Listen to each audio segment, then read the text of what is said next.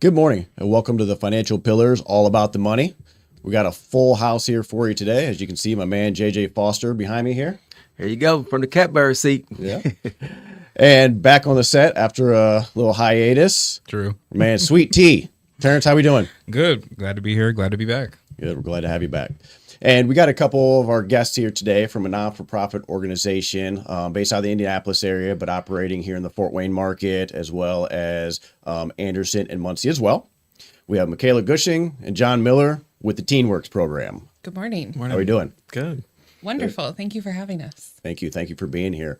John and I met last week, I think it was, or was it last week or the week before? Last Time week. runs quickly there. But wanted to find out a little bit more about the TeenWorks program. I had the luxury of volunteering at one of your TeenWorks Day last year, personal development days. So I kind of got to experience what it was that you do, but didn't know a whole lot about the organization. Yeah. So after meeting with John, I definitely wanted to get you guys on the set here, kind of talk to our audience about TeenWorks and what it is that you do. Before we jump into that, though, I want to give you each a second to kind of introduce yourself. So, John? Sure. I'm John Miller. I am the development officer with TeenWorks, serving Fort Wayne and Muncie areas on the development side and fundraising with our special events, community partnerships, and relationships and the sort. Okay. And I'm Makayala Gusching. I am the senior program manager, so I oversee the Fort Wayne program, and then I'm also supporting Muncie. Okay. Great. Yeah. Great. So let's just kind of jump in here. TeenWorks. Tell us about the program. Sure. When did you start? How long you've been operating, and what is it that you do? Sure. So TeenWorks started in the early 80s by the Glick family in Indianapolis, and was started as really just kind of busy hands, helping hands, staying out of trouble kind of summer job for high schoolers. Has really blossomed over the last 40 plus years into this professional and personal development program. That is just become our flagship program, a 6-week paid job for high schoolers, ages 14 through 18, incoming freshmen to outgoing seniors. It's like, as you said, we're in Indy. We've been in Muncie for a little over 10 years, and more recently in Anderson, going into our 4th summer there and 3rd summer here in Fort Wayne. Okay. Awesome. Yeah. Great. So about the program, like it's geared towards high school age students, right? You said it's a paid program, but what does that program look like?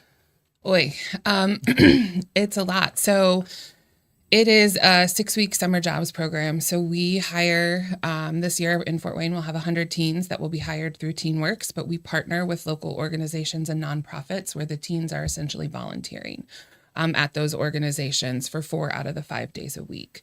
On that 5th day, we're doing personal and professional development, one of the days that you participated in. College and career fair, financial literacy, resume writing, dress for success, kind of all of the things to really help them build their soft skills, develop a sense of who they are, and figure out what pathway they want to go on after high school. So we provide the transportation for the teens. We feed them lunch every day. We utilize PFW and Indiana Tech's cafeteria services, which is a big sales point for the kids because it's a good lunch. And then they go back to work and they're doing various projects in the community, supporting those organizations that they're at. Awesome. So you guys have a relationship with the high schools, local high schools around here. Where do you get the kids from? Yeah. So right now, February, March is our big recruitment time. We are doing lunchtime recruitment tables in all of FWCS high schools. I'm in all of the JAG classrooms doing presentations to all of the JAG students. We actually have office space at Northside High School, so we've got a great partnership with FWCS. Northside is kind of our central hub, but we're doing community presentations. I'm, at the Boys and Girls Club, at different youth serving organizations, connecting with like Bloom Project and different places as well to recruit the kids and collaborate for programming. Okay, so you guys work with Arnetta. Yeah. Okay. Yeah. I think that's a good partnership. It is a great one. It just started. Okay. Yes. How many kids do you typically have going through this program? What are the numbers? I think when the class I was at, and that's one of the things that really impressed me about it was, I think it was, if I remember correctly, like 75 kids that you had there for. And what I was a part of was kind of like a personal development day, but that was kind of a financial literacy type thing where we came in, kind of picked a financial topic to talk to the group about with it. So what do those numbers typically look like and how have they grown? So our first year here in Fort Wayne, we started with 50 and moving into our 3rd summer, I'll be at 100. Overall, with all of our program sites, I think we're right around 550 to 600 between the 4 cities that are served. But as we continue to grow, we'll continue to expand. I mean, I still have about 2 more weeks of recruitment that I'm doing that's scheduled, and I have 346 applications for my 100 spots. So when you have one of your personal development days, or where do you guys meet at? I mean, you said that's a lot of people, 100 lot of kids. people. But where do you meet to do this programming? We use PFW's campus mostly. PFW and Ivy Tech are our 2 main locations. And so we utilize their different classrooms, mostly in Walb Union. Okay. And so we rotate through. The kids will either rotate around or the presenters will rotate around. Or if we need like a big solid space, we'll use Ivy Tech. Their student life gym is where if we need to be all together as 100 plus, we'll be there. Okay. Nice. So after you finish the program over the summer with the teenagers, what would you say is the greatest takeaway that you always bring back that excites you for the next summertime to come around next year? Oh, that's probably the relationships that have grown. At the very first day on our opening day, the kids are very quiet. They're sitting in their teams, but they're sitting by themselves. They're very quiet. And by that last day, they're talking to everybody. They've made friendships that'll last a lifetime. They've had an opportunity to work with individuals that they would never come across in other capacities. That's my favorite part. So you would definitely say that it's an opportunity for teenagers to basically advance and mature their communication skills while also networking. Oh yeah, for Awesome. sure. That sounds Definitely. great. Is there kind of, because you said freshman through senior, right? Mm-hmm. So is it same kids year after year throughout high school? Do you see a lot of returning? You know, if they're a freshman, that you have a good return rate? Yeah. So when I initially started, I started young. I wanted those. We do incoming freshmen, so they have to be 14 for work permitting reasons. So I wanted to start the program young so that they would grow with me. Of my 100 spots this summer, 45 of them are confirmed for returning teens. So I have a decent chunk that continue to come back each year. The hope and the goal is that this job is their like first step, and we want to get them the experience so that they can continue to build those networks and grow and advance out of TeenWorks into a job that's year round and with those skills. But we do see a decent amount of returners each year, which is nice. That helps the new kids kind of feel comfortable and takes some pressure off of me. What's a ballpark for kids that do advance out and get into jobs that they can maintain outside of TeenWorks? Yeah, so I've had a couple of teens who have been hired at their work sites that they worked at with us in the summertime and then went on to work at that work site. Life Adult Day Academy is one. Science Central is one that has hired our teens actually as part of their organization. And then this past summer, I kicked off a CNA program. So our kids will have their certified nursing assistant degree. And so the hope then and the goal then is to connect them with different organizations and networking where they can get work as and utilize their actual CNA. So just advancing those skills and helping them. I have a lot of kids that, they have those part-time jobs in the grocery stores and the fast food restaurants, and but they come back to TeenWorks. I think the nice thing about us is we're consistent set of hours, whereas a grocery store, fast food restaurant, not so consistent, but they'll work both in the summertime. Yeah. So do you have an official follow-up or mentoring program after high school, or is that kind of just like on a case by case? If they want to come back, you're always there for them? Great question. So in addition to our 6-week summer program or flagship program, we have a year-round program called our Pro program, as well as alumni services for beyond just the summer program and Pro and high school. So we have a lot of students that will return to alumni services for help with what's next in their life and their career. You probably have more experience working on that side or seeing it. So that Pro program is that school year based program. We are doing monthly check-ins with the teens. We are doing monthly Pro conferences that are a little more targeted to that age level. So our Pro kids are split into seniors and then underclassmen. So our seniors, we're doing college applications, scholarship searches, FAFSA completion with them and their families.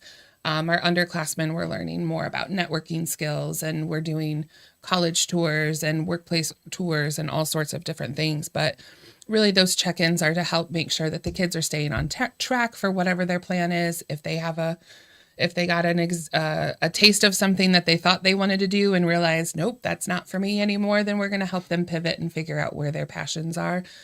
So those check-ins look very different each month. Sometimes it's a meeting because they need a lot of help and support. Sometimes it's just a text. Dealing with teenagers, text works well. Very well. Yeah. Yeah. All right, so I wanted to jump back to the potential jobs that the teenagers are capable of obtaining after going through your program. Sure. So, are there like a specific list of industries that you partner with, or is it kind of like a broad spectrum, or do you kind of like pinpoint which industries for the kids to work with? So I think in an ideally, that's what we're doing. That's a lot of John's heavy lifting right now, is building connections and relationships to get those. Really working to expand and give the opportunity for what's available in their backyard, right? Mm-hmm. There's a lot of industry here in Fort Wayne in Northeast Indiana, and we want to have some sort of introductory in an opportunity into all of those fields and industries. This past, I guess, season in the winter, Makayala and I have been shifting more towards trades and being able to provide that opportunity and exposure into workplace tours and meeting individuals in that area. And we're also interested in other IT and tech. That's an industry that we don't have at the moment.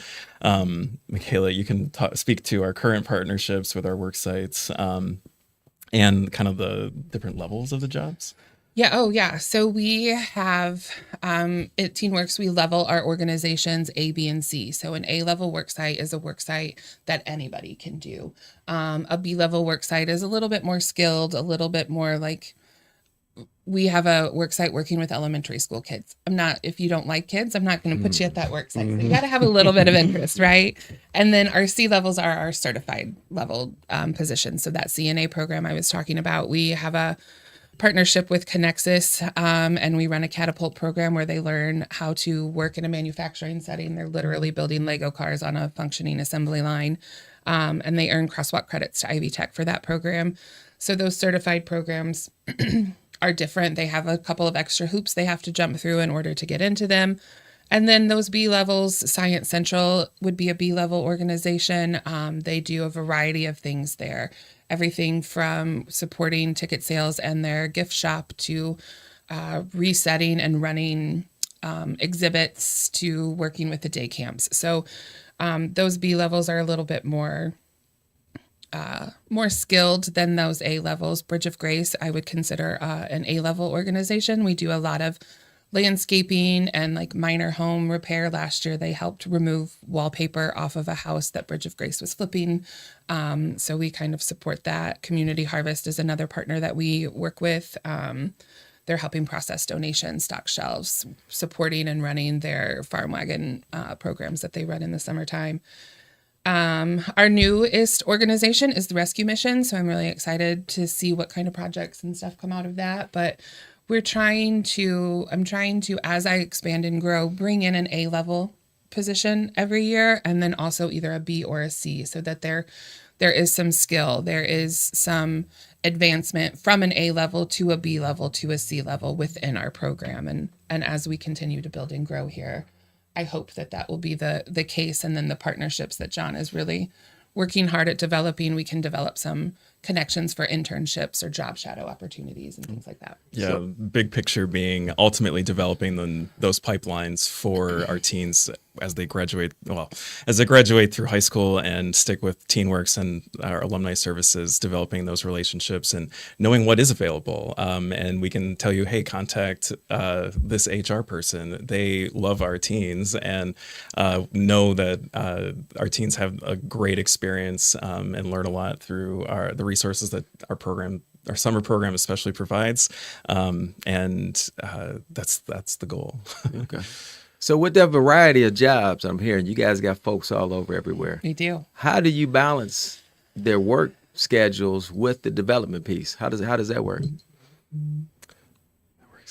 Can you kind of expand on that a little bit? I mean, you guys, I know you said there's financial literacy component, Oh, development day. That's when you're bringing people together. But if I have to work and we have something scheduled. How does that balance work? How does that coincide? So the work sites we have a calendar, we have a schedule. Every Wednesday are our PD days, our specialty days, and the work sites know that going into the summer. So they plan their tasks, their projects kind of around that set calendar. So it's easy, I guess. Like it's not, because there's so many logistics that go into it, but it's kind of second nature. Our kids, they pick up the routine pretty quickly. After the first week. They're pretty much got it. So bottom line, if one of your kids, this is if they're hired through you guys or they work at one of these sites, it's listed. They have a schedule. Yep. And they're going to be gone. Yep. Okay, that makes sense. Yeah. And then the other, as far as the different jobs, is there a survey that the kids do, or do you just kind of place them by? Good question.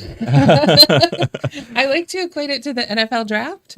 I'm a very visual person. I have a board in my office, and each kid gets a sticky note with their information on it. Through the application and interview process, they get to mark the different industries that they might be interested in participating in, that kind of thing. In the interview process, we really kind of talk about the jobs, the job descriptions. And then they have an opportunity to rank order the jobs. 1 being like, yes, if I could work anywhere, I want to work here. 8 being, please don't put me there, I won't participate. And so I take that into account. For the most part, I can get everybody within their top 3. Okay, good, perfect. Because I know young people, and I can see them.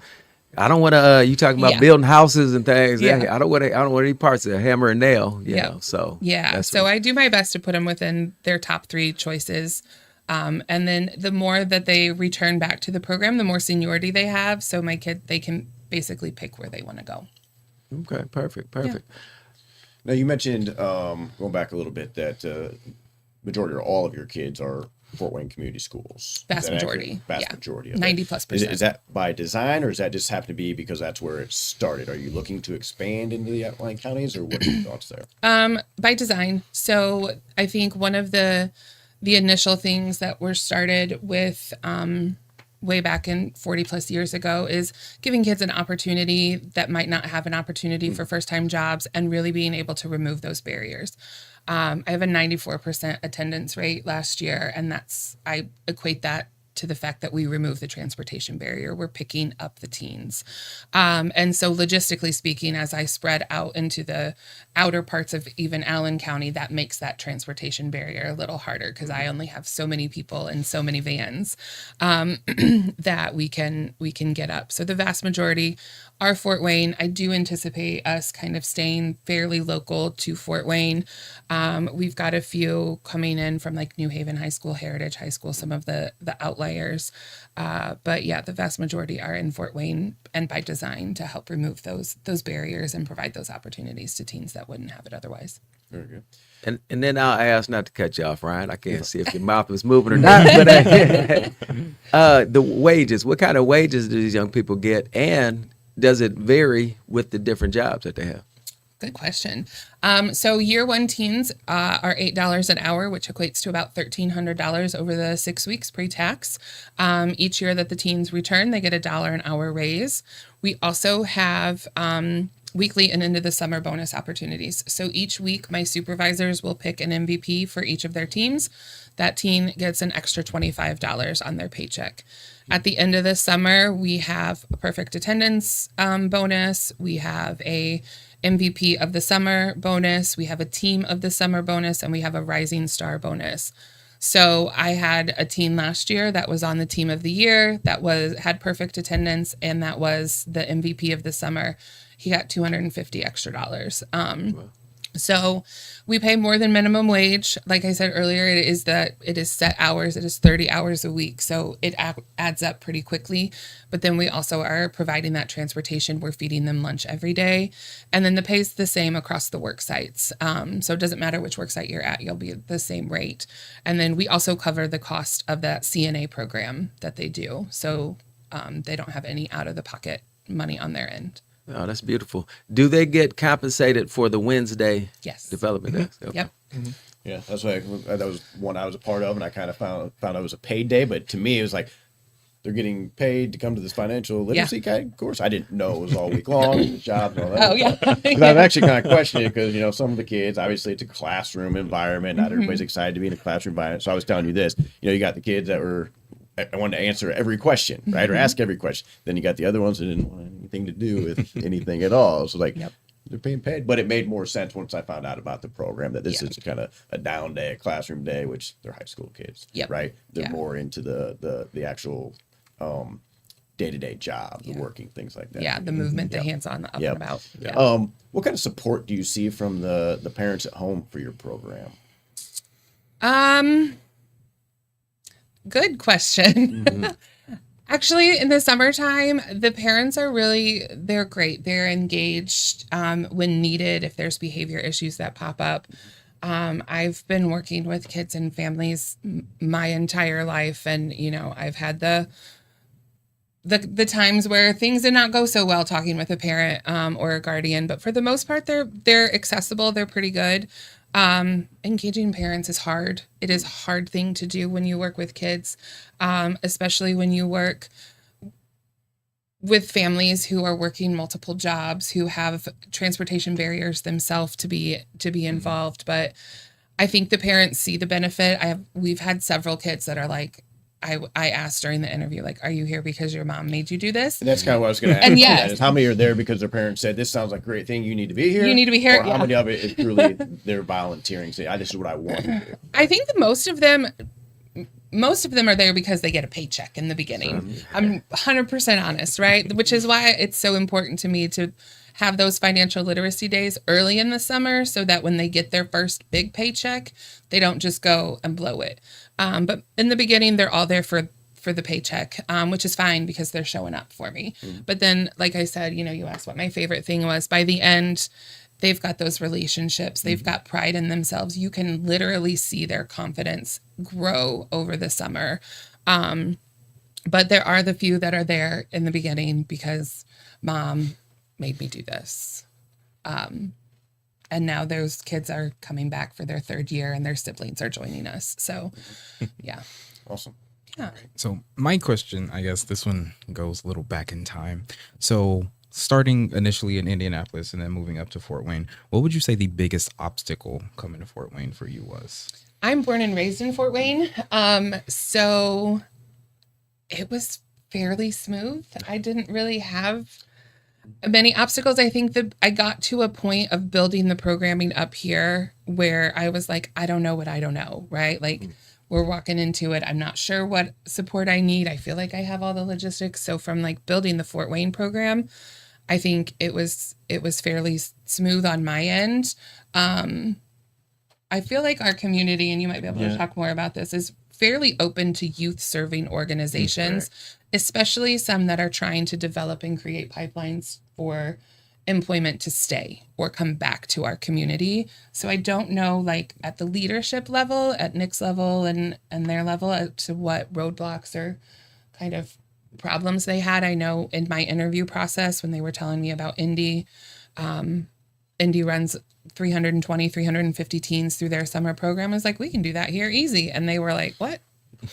And now they're seeing like, oh yeah, we can continue to grow here in Fort Wayne, but you might have more to add. No, the community has been really receptive. I've been in my role for about 1.5 years now, and everyone that I talk to, it's just more intrigued. They want to know more about what we're doing, and having the chance to see it in action, ready to invite everybody out to our site visits, this summer to come see the teens and meet with us. And there's opportunities to get involved, to volunteer, to host our teens at your workplace, show them around, show them what's possible, how you got to where you are. We all have our own plans, and God laughs, right? But in the 1.5 years, every kind of networking opportunity, meeting that I've had with prospects for partners and sponsors for events, it's just been very welcoming. And I think as far as obstacle goes, is really just having the time to get out to talk to everybody, and we're getting more invites to share more about us, like being here today. And so it's kind of slowly but surely, and they knew that it was going to be a little bit of a slow, the long game. as we build, but we know momentum stays with us every year. And touching on the numbers you mentioned, 350 in Indianapolis. I think there was 75 last year, and I think as of when we talked last year, expecting at least 100 and still recruiting at that point in time. What is the number that you have the capacity to fill with what you got now? Obviously, you got vans, you got to pick kids up. So the more kids you have, the more resources you're going to need. So. Right. So, I mean, right now we're capped at 100 here in Fort Wayne for this summer, but I'm hoping to continue that steady growth. I think it's really important as we're building a program that we're building a foundation and a framework that's sustainable for that long-term growth.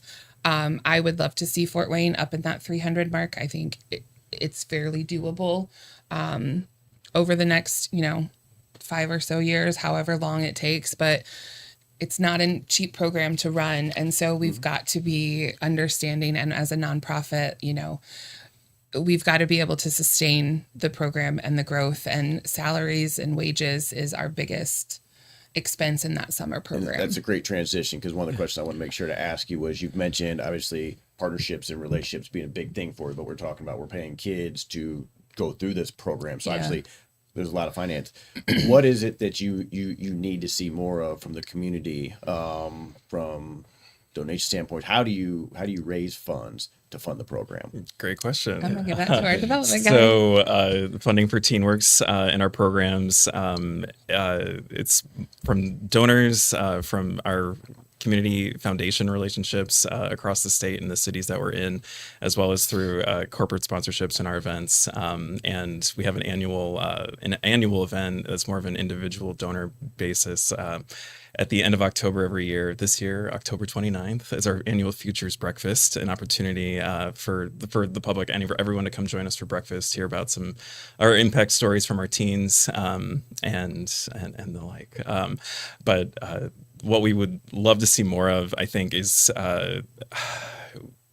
open doors for inviting our teens in to really just kind of what I had said before, learning the introduction to industries and where they were there, or how they can get to where they would like to go, or even kind of following through with the plan. Job opportunities for the teams. Yeah, job opportunities, corporate sponsorships certainly help, and promoting the word and getting that out there.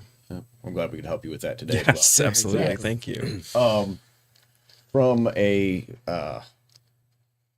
financial standpoint, is the TeenWorks funded out of Indy, or is your budget based upon whatever you're receiving here in Fort Wayne? So is Fort Wayne funded by Fort Wayne donations? Is Muncie funded by Muncie donations? Or is it an overall corporate type thing? A little bit of both. I think the ultimate goal, and you might know this a little bit more, the ultimate goal is that each city is self-sustained and self-funded. Now, like our salaries and that kind of thing probably will stay within Indy, but the ultimate goal is to be self-sustainable within each community, so that Fort Wayne's money is staying in Fort Wayne. Yeah, exactly. So the signature events that we have in our cities helps keep the programs there and build, serving the kids that we do serve in all of our counties. Obviously, John, I shared with you a little bit, what we do here at the Financial Pillar, and with our goal this year of trying to connect more with the youth, 18, 19, 20 years old, those type. So we can kind of get out in front of them with some financial literacy stuff and ongoing stuff, right? That we can help them understand the importance of credit and building credit, rather than trying to wait until we need to come back and help them understand how to repair the credit, right? What kind of advice would you have for us as far as best ways to kind of connect with that age youth, right? Because inviting teens to a financial literacy seminar doesn't sound like the funnest thing for them to do. We do hold those seminars. That's one thing that always impresses me, is because we do get some that come, and every single time I make sure to recognize them, because I know what I was doing when I was 16, 17 years old on Saturday at 6 p.m. and it wasn't sitting in a financial literacy seminar. We just want to see more of that, and how do we grow and connect with them to help them understand why they should be there. But I think Makayala touched on it earlier when she talked about having those seminars before they get that first check and the importance. She said that. I think that's a grand nugget, because you get that first check, it's probably already spent. A lot of these kids in their mind, I'm going to get this, I'm going to get that. So it comes down to the savings. So I picked up on when she said that. It was like, that's a a good great time. idea. Yeah. Yeah. I think also meeting them where they're at. So going to organizations and other places like TeenWorks or the Bloom Project or different places where they're at. You know, I've done a lot of education, a lot of conversations, a lot of training around a basketball court too. JJ also. Yes, right. They're there. We're playing games, and it's a 5-on-5 tourney, and I'm over here with the teams that aren't playing right now, and we're talking about professional development topics or communication skills or healthy relationships or whatever. So you got to meet them where they're at. Social media and cell phones are at the tips of everybody's fingers, so utilizing platforms that will reach them would be my couple of biggest I find it recommendations. difficult to kind of reach them with that stuff at first to get them to understand why it's Yeah. important. Yeah, How do you overcome that? You got to connect it to their real worlds. You got to find something that connects to where they are, what they're doing, or where they want to go, and make it immediate. It's got to be. We've got such instant gratification in our society that if we're talking about topics and we're talking about things, they've got to see an instant gratification from it. Very good. Pizza also helps. Pizza also. We usually have pizza, don't we? Yeah, definitely. Oh, hey, pizza and all the trimmings. So. So, come up with shorter time. John, I want to give you the opportunity before we're done to talk about a couple things, but either one of you got any questions left for him? Actually Before we get outta here? did. Actually Go ahead. did. Get to it. My question, I guess, in terms because we all learn and take in knowledge differently from other people. Yeah. Would you say it has been I'm not going to say a huge obstacle for you, but just being able to grasp a concept that works for every single teenager, because I know every teenager learns differently. We have some visual learners, some people that need to do it themselves. So what methods do you use to make sure that each teenager is getting the same level of understanding when you're teaching? I think one thing that our program does really well is it provides opportunities for teens to be actively engaged in their learning, and it gives opportunities for them to take whatever way they learn best and do that. So we're doing on those professional development days, it's PowerPoints, it's hands up moving activities, it's touching, doing, feeling, and then their work sites, it's the same thing. They're up, they're moving. I don't really find that as much of an obstacle, if I'm honest. I've got a great staff that I hire in the summertime that help keep them motivated and engaged. And if for some reason they have an off day or whatever, they're kids, they're going to have an off day. We need to give them the space to have that, whether it's a PD day or a work day. So just providing opportunities for all of the different learning styles, I think, is what takes away that obstacle. It definitely sounds like you approach it with a diverse learning style. So I could definitely see the benefit from that. Yeah. So yeah, absolutely. What I witnessed last year too at the beginning of the summer is Makayala, with her staff and work sites and everything, we lay out the expectations very clearly with everybody, and I think that helps with everything she just shared too. Yeah. Sounds like you have a great group of kids every year. So Oh, that's they're awesome. phenomenal. I love my kids. Not at 2:00 in the morning when they're texting me, but I love them. They're great. Hard to see them go when they graduate. Yeah. Yeah. Yeah. I've got some that are going to be seniors that have been with me, some that have been with me with previous organizations and programs that I've run here that are now back with me.